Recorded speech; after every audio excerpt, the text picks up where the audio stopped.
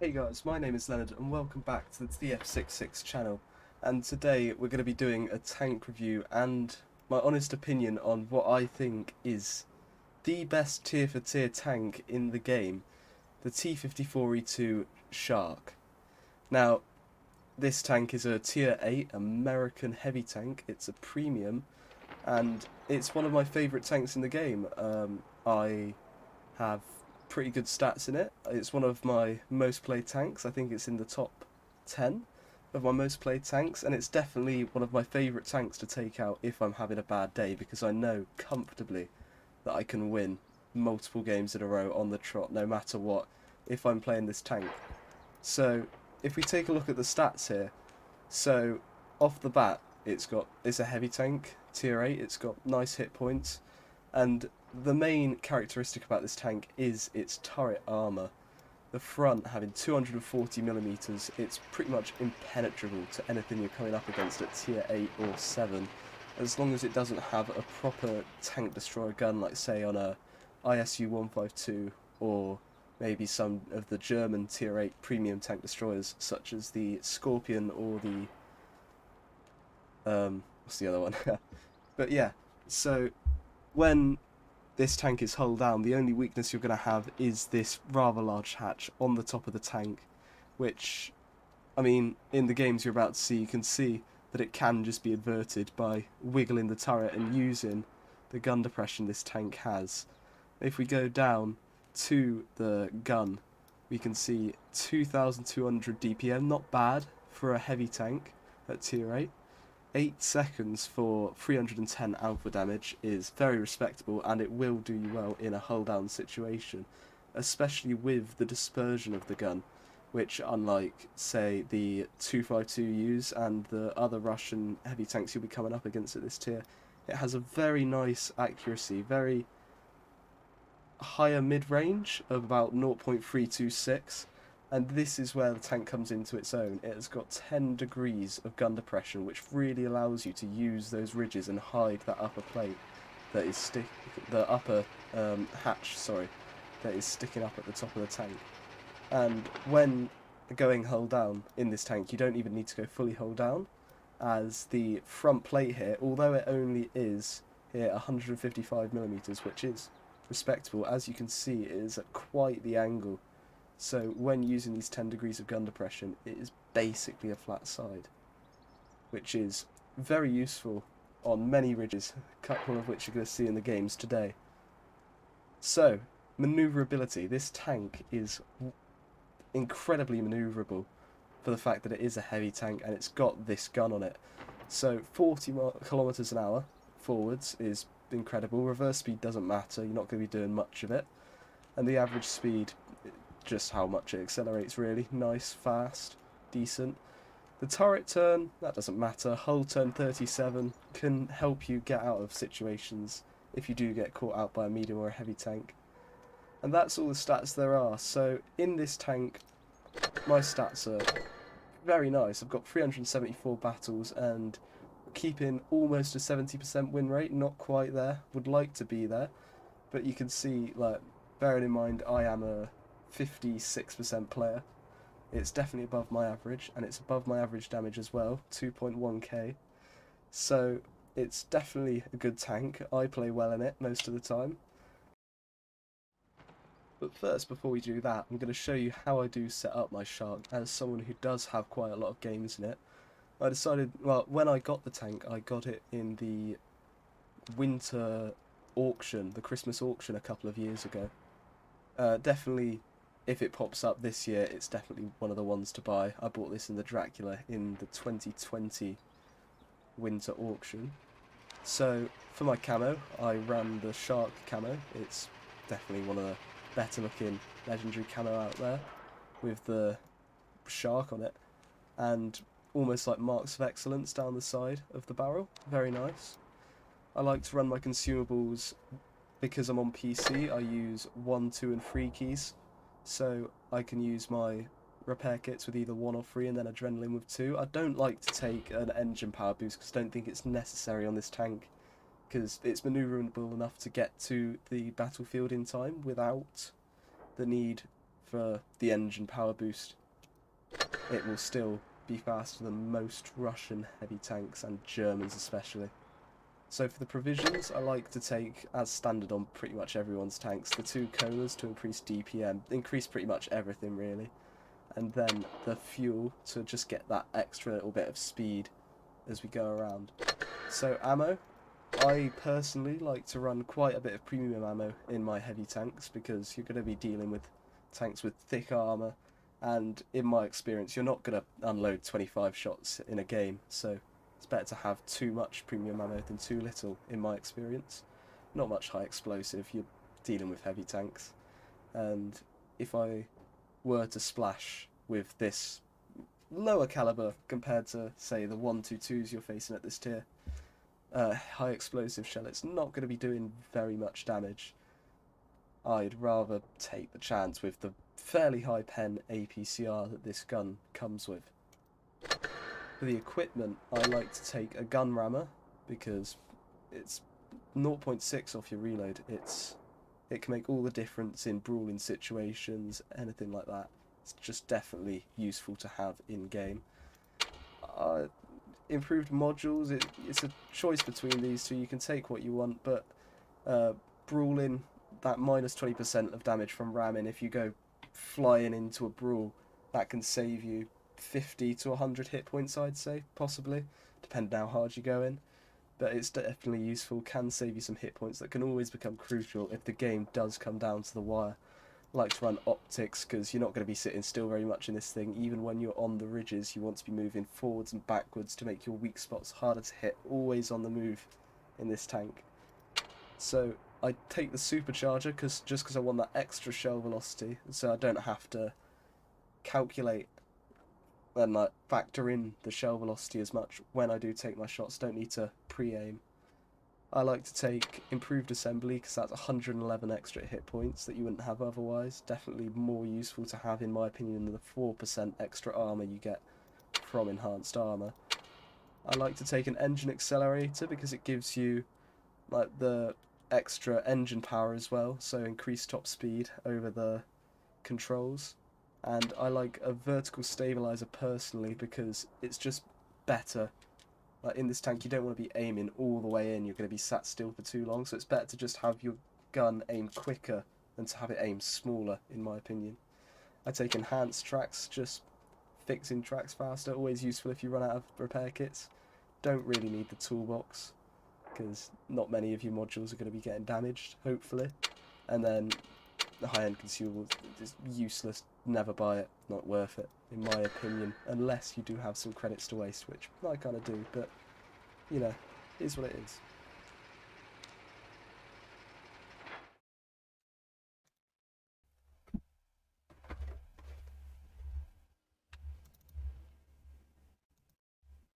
Okay guys, so the first replay I'm going to be showing you tonight is a full tier 8 game. We're on Normandy, which is a very nice map for this tank, you know. We got the ridge in the middle where we can put our tank and be quite comfortable with the amount of gun depression and turret armor we have to be able to hold there, to be able to control the map from the central position. So as you can see, we're going to make our way straight there. We got our FCM52, who's also going up probably to spot, I'd assume, and instantly we're going to load the gold because we see a Chisei, and the turret armor on that thing can be very troll depending on what angle it's facing you. So I've got 15 APCR ammo. I don't mind if I use them all in a game, really, because if I'm getting the damage, it's better than bouncing or not penetrating. So we're going to use this ridge line to try and help protect ourselves from fire from other tanks. We bounced the shot from the Tiger 2, which was fairly lucky, seeing as we were side on. We're not quite so lucky here. We do shoot at the Tiger 2 and just bounce off the bottom of his tank, sadly, with the APCR shell. But yeah, sometimes you miss shots like that, sometimes you don't. And we get another shot into the Tiger 2. He turns his turret to us. Nice, easy bit of free damage. And yeah, so we turn our attention over here, and I make a slight misplay here, I think. I pull up a bit too far, not realising that there is a Borsig back there with the ISU in the camping spot, and I do take 600 damage, which was quite unnecessary. You know, not the type of damage you want to be taking in this tank. 260 damage as well from the Shark. I'd assume that was premium ammo. He hit his shot into the hatch. I didn't quite hit mine, sadly. But yeah. So now we're going to come down here because we can get some shots into the back of the Shark. But I'm going to use this concrete barrier to make sure that I am not getting shot by the Borsig again, because I don't want to bleed any more of that damage, you know. I don't want to make the same mistake twice, especially not in one game.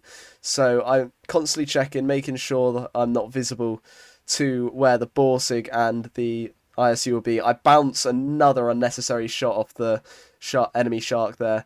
It's, yeah, I've bled quite a bit of damage to him and that Borsig that I shouldn't have lost, really. But the Borsig is poking out a bit. He gets spotted, and we do manage to spot him. And we're in a 3 versus 5 situation here. Although most of their tanks are medium to low health, like the T59 and the Shark. The Borsig and the ISU, I believe, are still fairly high health. And then the RU's also a one-shot. So 5 versus 3 is really looking more like a 4-on-3 to us, really. The T69 managed to clear him, not much trouble. And it's 3-on-4. I'd say probably still about 3.5 tanks on 4.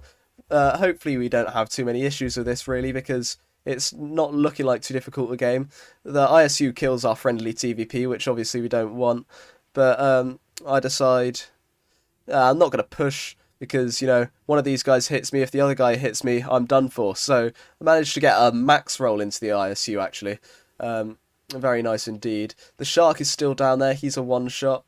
And I'm now turning my attention, because I know my ISU, my friendly ISU, is still full health. I try the blind shot on the Borsig. I don't hit it, sadly. But I notice I get spotted, which means either the Borsig spotted me or the RU, who appears behind me, has become spotted.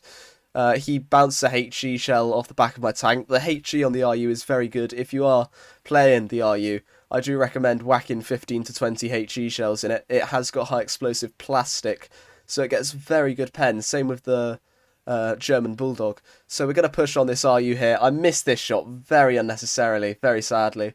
But it's not really going to matter. I don't think we take a shot from him. We managed to bait him round, kill him, and now it's just me versus the one-shot Shark. Well, one shot if we do hit a nice average roll on him, which I haven't before. I have hit 300 damage, low, like mid 270 damage shots, you know, like the type of shots you just don't want to be seeing, really, like, especially not in a situation as tight as this. But unless he gets 2 max rolls, I don't think I am a 2-shot to him, so I can afford to low roll if I don't bounce him.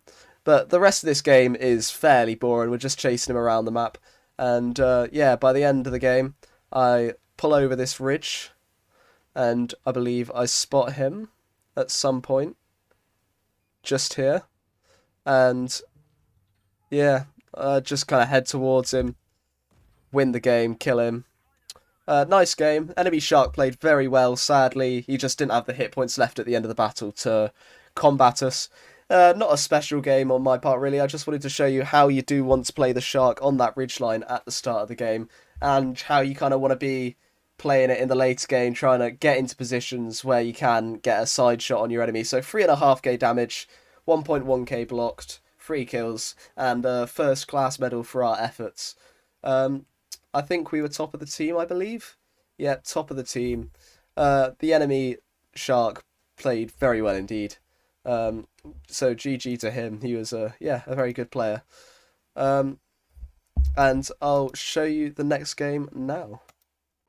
Okay, so this game is once again a fully tier 8 battle, no tier 9s, no tier 7s, which I happen to be seeing quite a lot recently, especially with this new event coming out, a lot of players playing the game.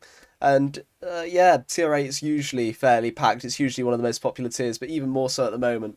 So fully tier 8 games with 14 players all in tier 8s are starting to become more noticeable in my opinion. But yeah, so Port Bay, not a great map. It's a good map for this tank, but overall I don't like it. It's not a fun map to play usually. But I'm going to rush in and try and get this position in C, because we are playing Supremacy, so I'm going to capture C as fast as I can. This German Bulldog. I don't know what he's doing. Misplay of the century, in my opinion. He just kind of rushes down and he's finished before I can turn my turret to him. So we managed to cap out C. The IS-3 doesn't decide. He pokes a little bit, but decides against taking the shot against me. So in a conventional game, you'd be able to control the game from this ridge, but their team, the enemy team, doesn't seem to be taking the bait and pulling down to try and kill me. So our team's going to push up. So I'm going to take this spot up here. Sadly, our Action X friend isn't being much of a friend. He's not using his full brain capacity, clearly. So once he moves, yeah, we're able to get up and get this position at the top of the hill, able to look down on the enemies who are sat in a rather bad position, especially when you manage to capture this part of the map. And I think it's crucial that players know that this map exists, because this part of the map exists, because once you get up here, you can really control the enemy team and where they can be, and you can really push them into your team or away from them, depending on how you want to play it. So obviously from this part of the map, we're able to control their team. Hopefully, unluckily, we take the shot from the IS-3. Really nice shot by him, actually. He managed to hit me in my hatch, I believe. He's going to try it again. I believe he misses this one, yeah. But I've taken the shot from the Progetto 46 behind, who's in a brilliant position. And this game, he does play a very nice game. You can see I've taken another shot. I don't even know how that went in from the IS-3. He must have some very good premium ammo to be able to pen that shot into our turret, or maybe just the luck of gods. But yeah, the Progetto, once he's turned our attention away from us, I see, so we're able to pull back a little bit so that we don't get shot by the IS-3. We miss that shot, and that is rather crucial, really, in my opinion. At this point in the game, in a 3-on-5, that could really be game deciding, a shot miss like that. But the IS-3 makes a misplay. He doesn't have the gun depression to shoot me, which is what he clearly wanted to do. And yeah, it's a 2-on-5, so not really the position you want to be in. But my ISU plays this very well. He kills the WZ, and I managed to bounce the shot off the 53 TP, bringing it down to a 3v2 in 3 shots between us. So Progetto 46... miss another shot on him. Really, he's got not only very lucky this game, he's played it very well indeed. GG to him. He was a very good player. He's managed to control the game from the corner, and if his team weren't quite so bad, I think he would have had a commanding victory and really carried them. But this IS-3, once again, he's quite the guy for a misplay, and he decides to pull down and face hug with the Shark, which is not something you want to be doing with the Shark's very high penetration, the nice accuracy. You just don't want to be caught in this kind of position with a Shark. Sadly, our ISU friend falls, so it's become a 1-on-3. I bounced the shot off the IS-3, pen the next one, that's all that matters. He managed to bounce his shot off me, so now it is a 1-on-2 with me versus the Progetto and the T32. But the problem is, the T32 hasn't been seen all game. I believe he was AFK. You can't actually see at the end of the battle. It says he got destroyed, but I don't think he actually moved all game. So, the Progetto 46, we managed to get a shot into him, which is, game deciding, really. I'm now up, I'm a 2-shot, he's the 1-shot in this situation now, and we have the cap advantage. Everything is in my favour here, and if I manage to fumble it, it would be the fumble of the century. So, the Progetto... he plays this well, actually. Once again, very good player. And he pulls down there where he's trying to sneak a shot into my hull before I can get the gun around to shoot him, which is obviously very smart, and maybe even trying to bait the shot out of me by pulling out, poking out, so that he can waltz around the corner, possibly try and take my track so that he can penetrate the move. It's going to have to be him at this point in the game. Now, he moves pretty far down here, I think, seeing that my gun depression wouldn't work, and he tries to get the shot in. I absolutely scuffed this shot. I only track him. I should have aimed that better, really, and I'm left reversing. But he does poke out. I don't think he knew I was reloaded yet, and I do manage to kill him. So, we ended up winning that game on caps. The T32 I assume was AFK at the back of the map. But well played to that Progetto. The Progetto played a really good game. And yeah, so we're left 3.7k damage, 2.5k blocked. That's something you'll see quite often in this tank, like 2.5k blocked. It's not a rarity, really. And we're left with a Mastery, a Top Gun, a Kolobanov's medal, because we did go 1-on-3, and the Steel Wall. So overall, a fairly nice game. Very well played from the Progetto on the enemy team. Unlucky, really. If the T32 hadn't been at AFK, I don't think we would have won that game. But yeah, thank you guys for watching. Let me know what you guys want to see in the comments. Make sure to like and subscribe, and we will see you in the next one. Bye bye.